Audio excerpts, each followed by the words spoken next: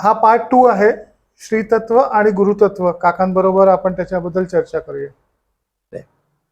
मग गुरुगीतेमध्ये काय ते शंकरांनी पार्वतीला सांगताना शिवकृतो गुरुचा आता गुरुकृतो न कच्छत, म्हणजे शिव रागवला ना तरी गुरु सांभाळून गेलं बरं का, पण गुरु रागवला तर शिवाला नाही राग सांभाळता येणार. कारण ब्रह्मा विष्णू महेश हे तिन्ही एक रूपाने ज्या अवतारामध्ये आहेत तो दत्त अवतार आहे. विष्णूच्या एका रूपामध्ये हे दोघंही समावलेले आहेत.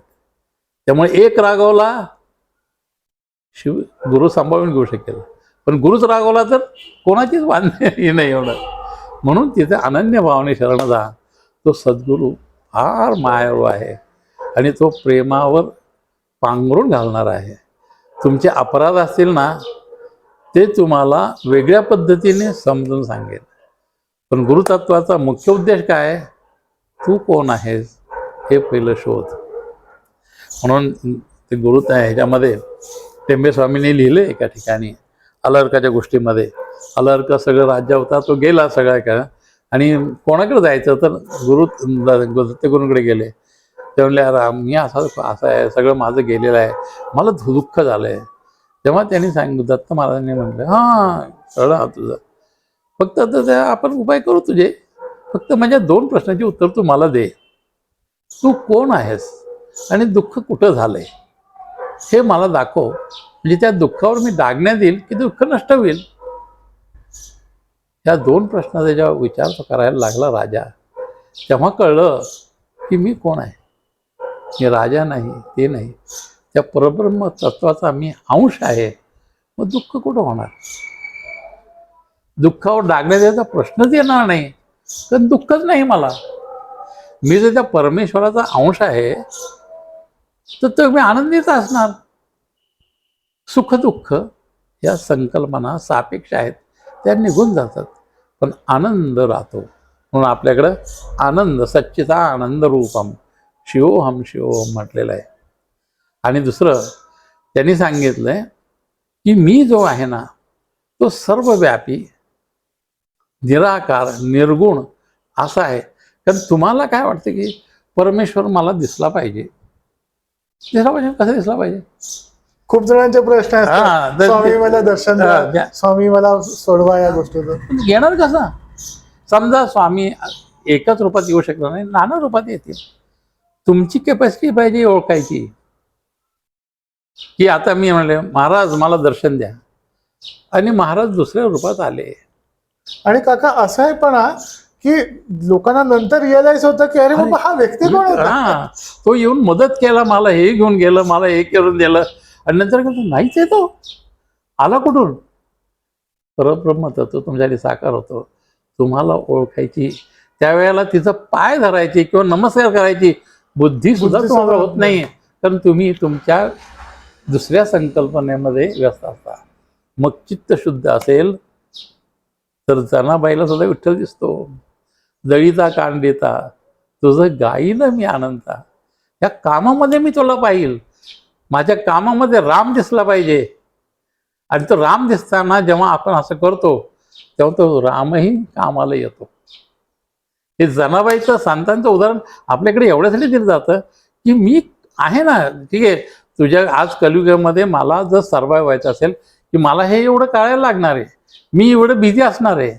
मला समजा आता आपण IT मध्ये आहोत, संपूर्ण व्यवधान त्याच्यात असतं, 24 तास मी त्यात आहे.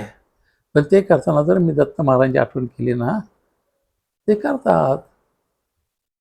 आता ते आपले देवबंद म्हणून जे काही पिक्चर होता, देऊळबंद, ते देऊळबंद पिक्चरमध्ये संकल्पना तीच आहे.